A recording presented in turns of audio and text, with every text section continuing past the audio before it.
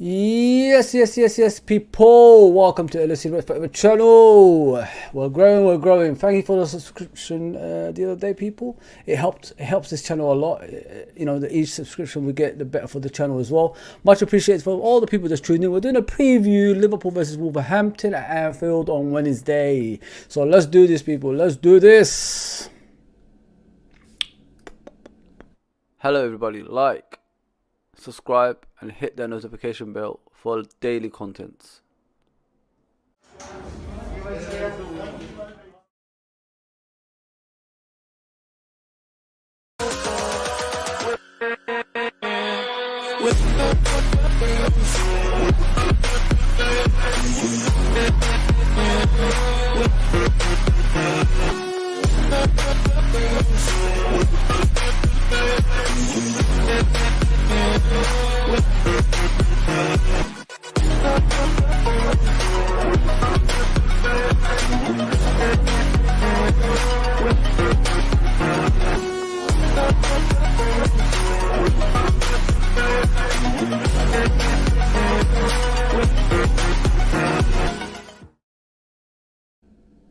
So we can see the fixtures on right in front of your screen. Last game we played, we faced Crystal Palace. It finished in a 0-0, and now we've got Wolverhampton. So maybe if you say like winnable games, it's the next this game and the game after the Man United game, say Bournemouth away as well. So I'm worried about the Man United game, but we'll discuss that on Friday. I'll get some people in here so we could discuss that game. But today we're going to be talking about Wolverhampton.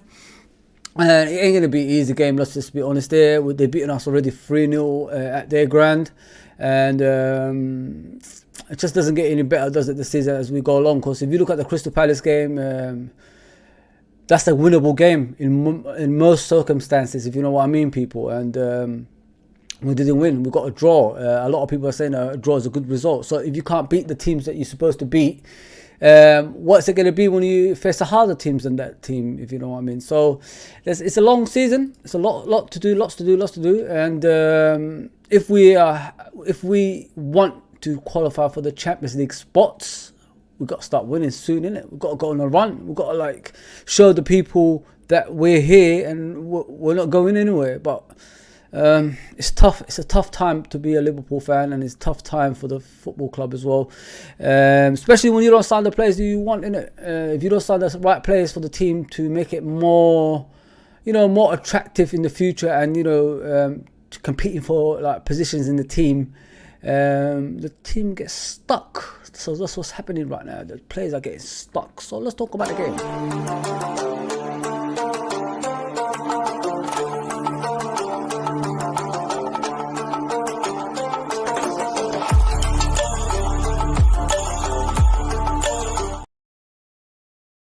So this game against Wolverhampton is at Anfield. We expect to win at Anfield, but sometimes it's the hardest place to play when you're in a bad run as well, and that's what worries me. I'm just hoping that a lot of players come back from injuries, like Darwin Núñez and the rest, because with Darwin Núñez, a lot of people in the beginning were like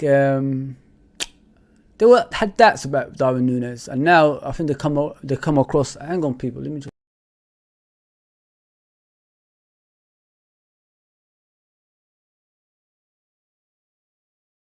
Yeah, sorry people, my light was flashing for some reason. Yeah, so if you think about Darwin Núñez, a lot of people have been saying a lot about him. Like, is he the right player? Do we need a player like this at the moment that's going to be, developing at Liverpool Football Club? And when he's not in the team, everybody can see that without him, we're not the same team. So Darwin Núñez has become an important player, and he's the outlet for the team. If you need the ball away from your goal, he's the type of person that will actually run and chase the ball and put pressure on the team as well. So Darwin Núñez has come through. He's becoming an all-round player. Like before, he was just a goal scorer at Benfica, but now he's becoming an all-round player, and it's showing because a lot of people have changed their minds about him as well. Yeah, so that's what I want to look at, mainly this game, and see what we can get out of it. If we remember the last game against Wolverhampton, they beat us 3-0. It was dominant performance by Wolverhampton, as I remember. It was frustrating, but this time it's at Anfield. Maybe it'll be different. Maybe we'll become better, better at our possession and better in our performances, and show the fans and the coaching staff and the manager that we're all together. It's time to come back and be the Liverpool that we know. I just don't blame the players, because the players are tired, and it clearly shows when you see our players on the pitch.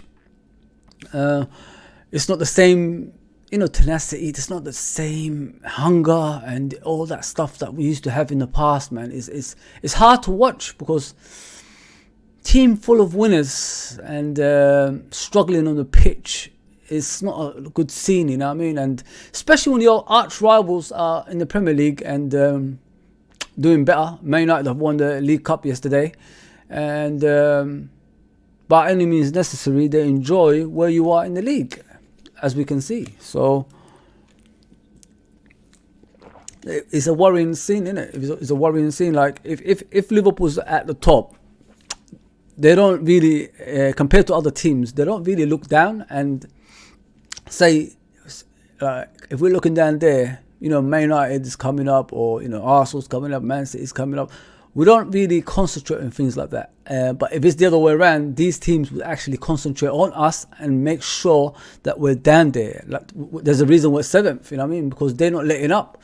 And when we face them, we don't beat them either. Like, come on, like, we lost to Man United. We beat Man City, but we still got another game to go. We lost to Arsenal. So it's not a good scene if you look at our rival. If you look at the table as well, we're 7th at the moment. Can we get back up there, especially with the games in hand we got? I don't know, because we haven't beat Palace, man. We should have beaten Palace. I'm sorry, but it still bothers me, games like that. Those are the teams you're supposed to beat, and we haven't beat them. It's hard to watch. It's really, really hard to watch. So what I'm going to look at next is the head-to-head with Liverpool and Wolverhampton, and see if we could find anything that will give us hope. How is our record against them? Are they always as good as they were in the last game we faced them? Beating us by 3-0, or can they be got at? So if you look at the head-to-head, obviously we lost the last game 3-0. We beat them in the FA Cup. We drew. I was there at the draw at Anfield. It wasn't a good sight. Yeah, it wasn't a pretty sight. Sorry, it wasn't a pretty sight. I didn't really enjoy that game. I believe, especially with the team we had that day in the FA Cup, the 2-2 draw, it was strong enough to beat Wolverhampton, and Gakpo made his debut for Liverpool, and it wasn't a pretty sight. That's the game I said, you know what, until these owners leave, I'm not coming back anymore. I mean, because I love Liverpool through thick and thin, but when we've got owners that don't really support the manager, they don't support the fans, they don't support the club as in general, as a whole, why do we have to go down there and give them the money that they don't deserve? You know what I mean? They're not even spending on the pitch, so why is our money going to waste? Yeah, but if you look at the record, other than the loss and the draw, that's about 6-7 games Liverpool have beaten them. Hang on, 1, 2, 3, 4, 5, 6. Yeah, 7 games, and was in a winning run before that draw and the loss. But still, I think we could get back. We could get back to that somehow, some way. We just have to do the basics right in our game, in my opinion. That's the problem we're facing at the moment. The basics we're struggling with. If we sort out the basics, I think we could get back to where we was, before the international break. Because before the international break, the World Cup, we was on a good run. It looks like that we was finding our feet. And then we just got lost after that, man. And it was really, really depressing if you look at it. I think with Jurgen Klopp, the issue he has majority of the time is when he has a break, he overthinks things. So he goes back to the same formation that wasn't working before. But he was doing double pivot and three in front of the double pivot and then a striker. That's how he actually won those games before the World Cup. And then we just got, when we come back after the World Cup, we go back to the 4-3-3, and then we keep playing the 4-3-3. But it never works, and it's still continuing until now. Yeah, man, it's still a long way to go. If we just catch a little form, all I need is a little tiny form, just to show the other teams we're here, and we can come back. Then maybe like we could climb up that table, innit, and get back to where we belong, which is the top 4. You never know, man. Football is a funny old game. You never know what's going to happen, and these players, especially like the likes of Milner and Henderson and Fabinho, they look really, really tired, man. Milner should not even play anyway. Let's just be honest here. Henderson should be in and out the team now. Fabinho is struggling with without those runners around him. If he had those runners around him, maybe he will perform better than what he's doing right now. And it's hard to watch, man. It's really, really hard to watch. Yeah, so that's the head-to-head. If you look at it, the last time we faced Wolverhampton, they beat us by 3-0. We're expecting another result. That was one of the games, I think, the Wolverhampton game, that was one of the games that actually woke up a lot of people thinking like we're not supposed to be there. You know what I mean? We're not supposed to be getting beat by teams like Wolverhampton and Brighton and Brentford and saying it's okay. And it shouldn't be like that. It shouldn't be like that. Yeah, so that's what I got for you, the head-to-head. Hopefully we could change that into a win on Wednesday. And we just look forward to the Man United game in a different way, if you know what I mean. What's the next thing I'm going to say? So let's look into it. This guy apparently is back in training. So let's do this, people. Let's do this.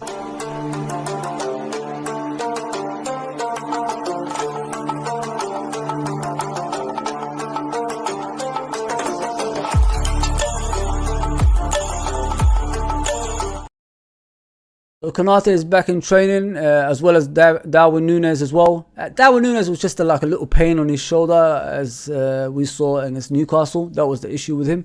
But with Konate, it looks good. He's back in training. I'm not expecting him to start the game. Probably he'll be on the bench.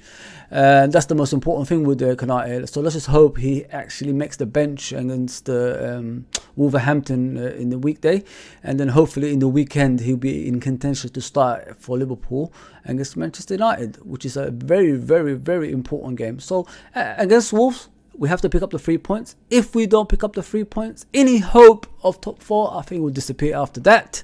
And it's going to be tough, man. It's going to be tough. I can't see the teams above us like dropping a lot of points, especially in the second half of the season, when they need those wins for the finishing top 4, finishing second, finishing first. You know what I mean, and things like that.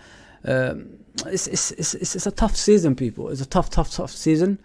But yeah, if we get our injuries back, I think we've got more of a chance of winning these games, if you know what I mean. Like if you get Konate back in the centre back against Man United, then you got Diaz coming back as well from injury very, very soon, from what I've heard, and you got Núñez back as well. So if we have our full team, maybe these players that are struggling right now can perform in a different way. You know what I mean? Like if you got the power and strength of the team all together, I think we could beat anyone on our day as well. That's what I think. So yeah, I'm going to move on, obviously, bit by bit. Then I'll do the starting lineup, and then I'll give you the score prediction at the end, please. So just stay along.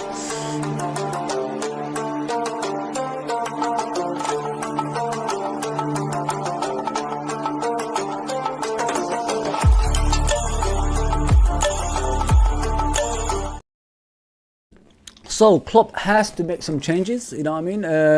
I can't imagine Henderson playing anymore. When Henderson starts, it's like too many games for him. Like when he does 2 to 3 games, it's just too many for his body. So you got to use him certain parts of the season, with a rest. If he hasn't got a rest, that's when he starts struggling. I've seen Henderson down the years, like I said in previous streams. When he has a rest and comes back, he's more like refreshed, and then he performs better. But when you rush him in and play him like 1, 2, 3, 4, 5 games, you can see him on the pitch, and he really struggles. He can't even kick a ball, let alone actually pass a ball.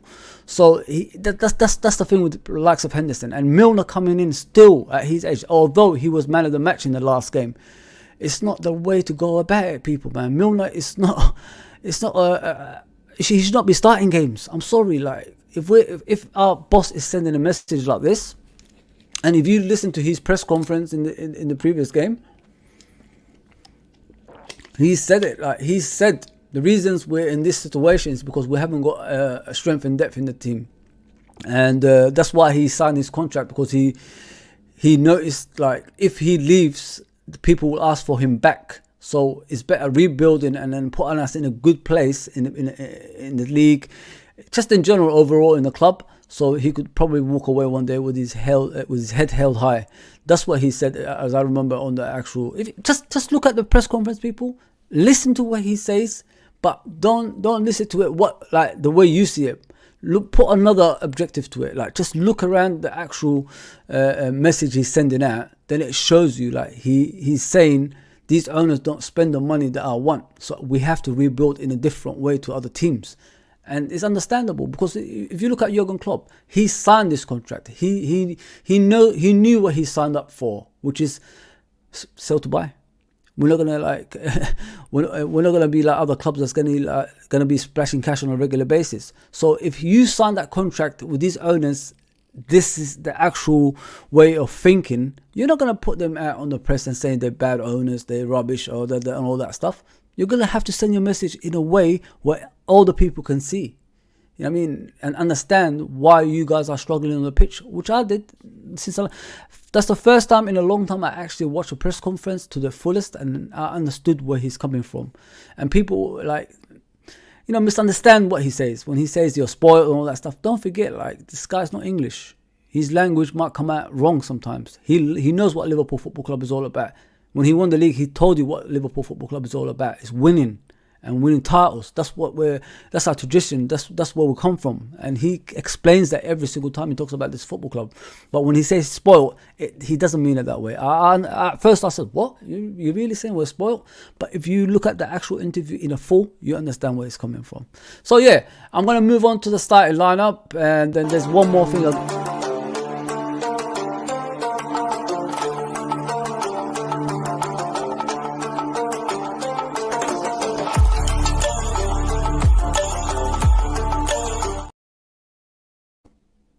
So, the starting lineup for me in this game, obviously Darwin Núñez is back, I hope. We need Darwin back, don't we? We need Darwin to be the strength in this team again. So Alisson in goal. Alisson has done no harm if you look at this last game. He helped at that defence. He makes sure each time they make a mistake, he was there to cover them. And his mistakes, his errors have limited since the Real Madrid game. As I always said, all I want Alisson to be is a goalkeeper. I don't need him to do this dilly-dallying on the ball, edge of the box, kicking it and all that stuff and trying to dribble out of the box. No. Just be a goalkeeper, Alisson. That's all I want you to be. You're the best at it. Stay there. One-on-ones, you're the best.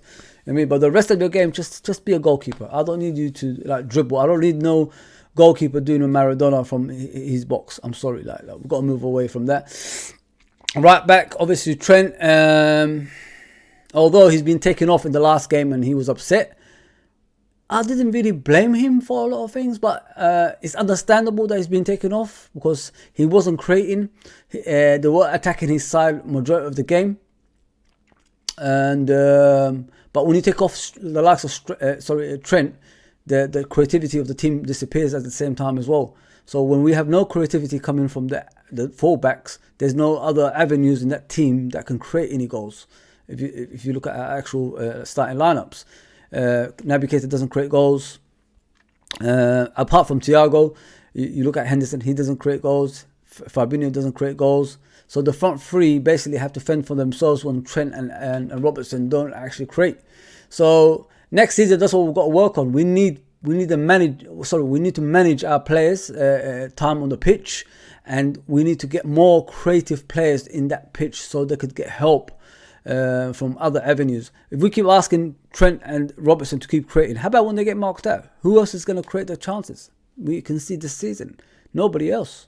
So if we buy players that's actually in that ilk, that can create goals, that can make the team like look different, maybe we could compete more in this competition. You never know. Listen, at the end of the day,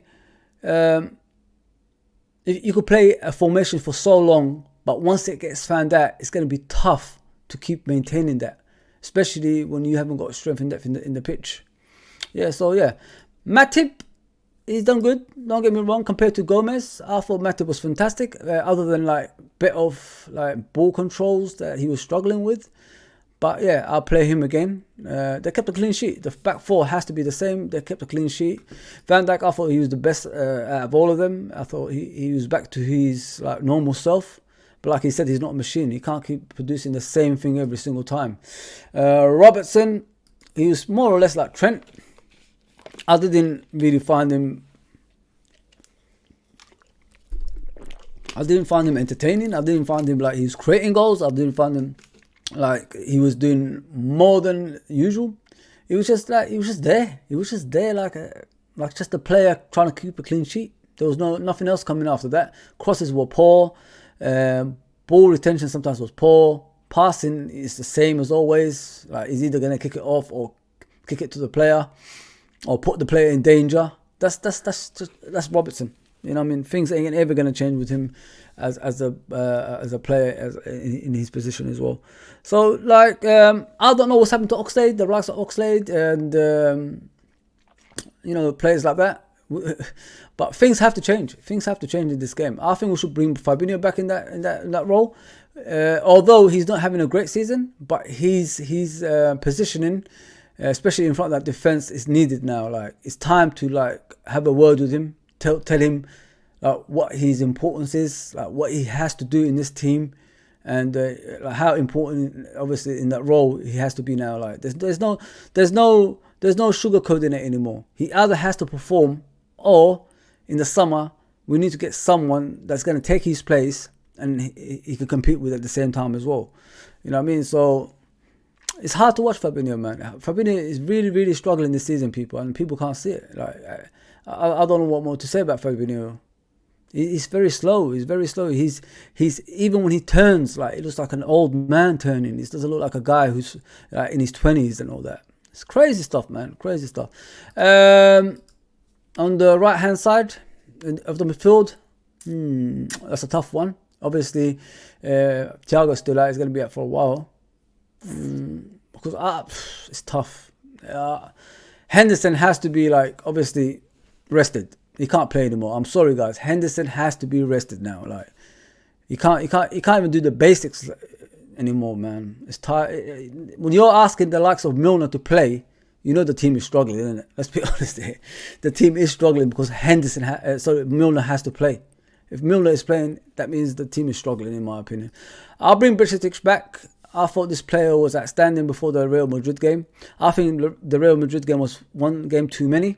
And I did say it beforehand, maybe like we just need to like get him in and out the team instead of like playing him in a continuous basis, because it will destroy his confidence and he will get tired. And he's only 19. Instead of like just pushing him game in and game out, he's not learning a lot. He's just the pressure is already on every single time he plays.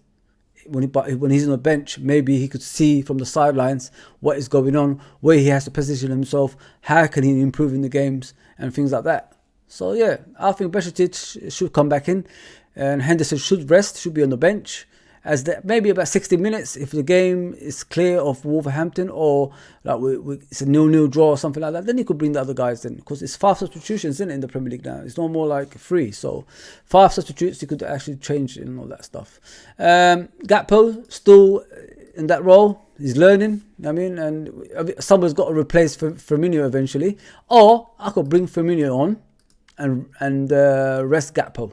Maybe something like that. Maybe that sounds good to me. Firmino on, Gakpo rested.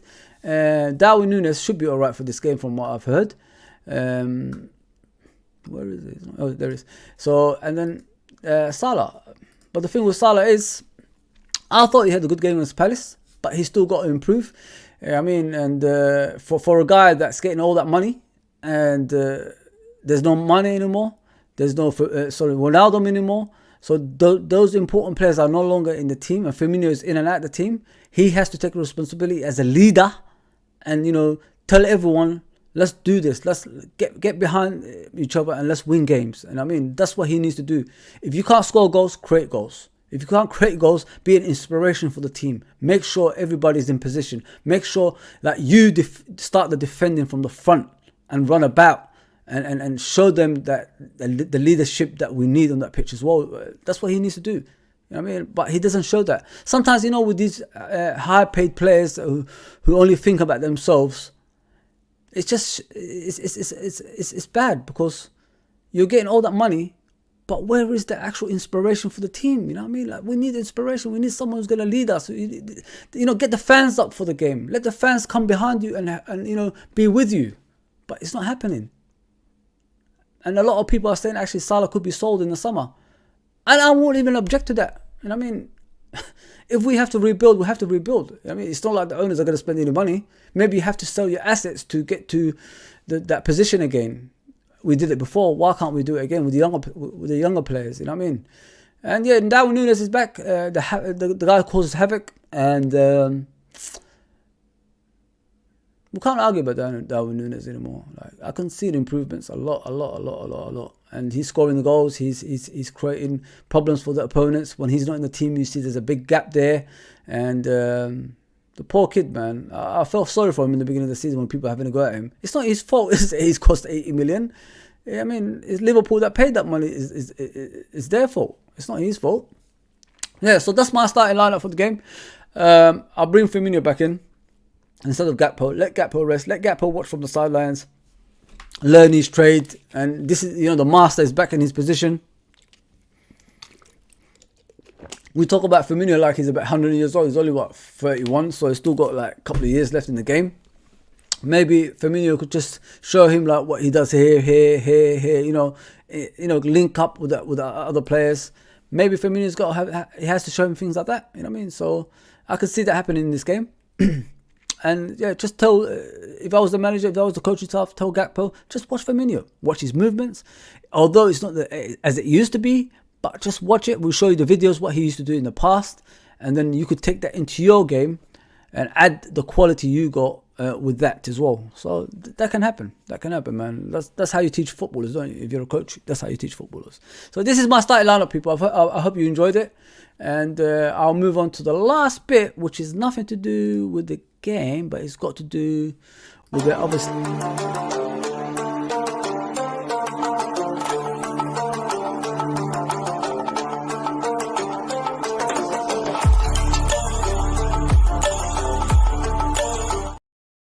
Yeah, so you can see there's going to be a plane flying over Anfield on Sunday against Man United. A lot of people from Twitter I'm not going to name them, of course, I'm not that silly, have paid for it. There was a fundraiser actually happening, and a lot of fans are not happy with the owners. So on Sunday, expect a plane to fly over Anfield. The game is going to kick off obviously 4:30 over Anfield, saying fsgout. Do I think it's wrong? Yes and no. Because yes, I think it's wrong because if it's not all the fans together in this, it's going to be difficult for those poor people that actually, got the fundraiser going and making sure they are heard. The support. If the support is not there for them, that's what I'm saying. Like, it's not fair on their end. But I understand where they're coming from. You got to give them credit. They care about the club. And if they are willing to do things like that, just to tell the owners that we're here and we're watching you, and you're not even helping the team, and you see the teams that is in 8th position in the league, majority of it 10th, and you're doing nothing about it. We had 2 transfer windows. What have we bought people? Yes, Gakpo, but Gakpo is not what we needed at the time. We needed a midfielder that actually can dominate, and we didn't even get that. So you got to understand where these people are coming from. A lot of people are like having a go at them about it, but at least they care. One mess, like you don't become a billionaire if you don't take the risk. You know what I mean? So you don't know what's gonna happen. Maybe FSG, bad publicity is what they hate. So if the whole world in a televised game, probably the number one game in the world, and people see it, maybe the message will be heard. But it takes one thing to do like that for FSG to wake up, and everybody knows, man. Like with the ticket prices going up, with the Super League, with Project Big Picture, with the furloughing the staff, it actually works when fans come together and say, you know what, we don't want this. The club is in decline, people, and the manager is telling you in his press conferences on a regular basis, like he needs help. He wouldn't sign that contract if the club was in a good shape. He said that in the last press conference. Go and watch it to the fullest, then you understand where I'm coming from. He said that. And he didn't want to hear, like, in the future, if he left the club in this shape, oh, get Klopp back. Like some people actually say, get Benitez back.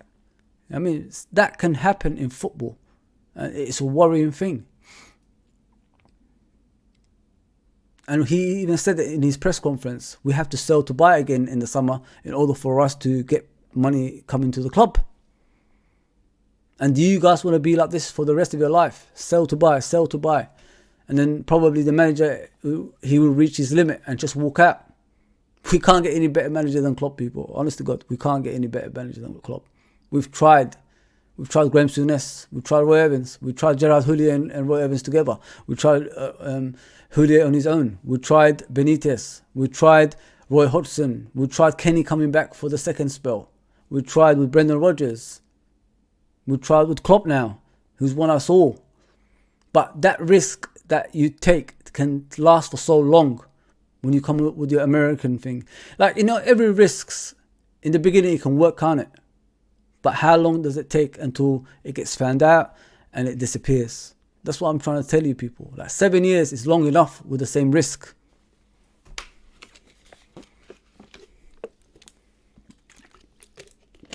And fans having ambition and, worrying about the situation we're in ain't a bad thing either. If you worry about something in your life and you don't say anything about it, that thing is going to continue, innit? Do you control your own life that way? Think about it, people. How do you control your life if something is bad? You challenge it, don't you? You say, you know what, enough is enough. Let me regain my life the way I want it to be. And don't forget, people, this club means a lot to a lot of people. Bill Shankly built this club from nothing into something. Remember when he first came, he said it's like a toilet. And now look at us, worldwide club, competing for every trophy. We sit at the table of Real Madrid, AC Milan, Bayern Munich. And people are actually challenging these poor people who've gone out their way, who actually go to games, and I know them personally, who actually go to games, go out their way to show that they care. And people are having a go at them because of that. Like I said, I wasn't on board at the beginning, but I said, I hope this is not the end of your actual project.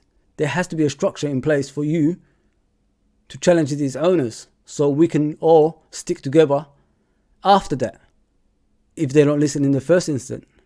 So that's what I said, and they are going to be doing that. I say good luck to everyone, man, because at least they show they care. There's other fans who are closer to the club than most, who just sit there, reap the benefits,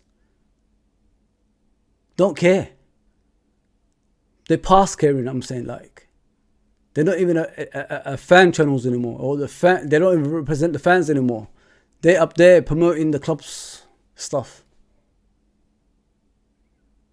and they say in their podcasts they actually care.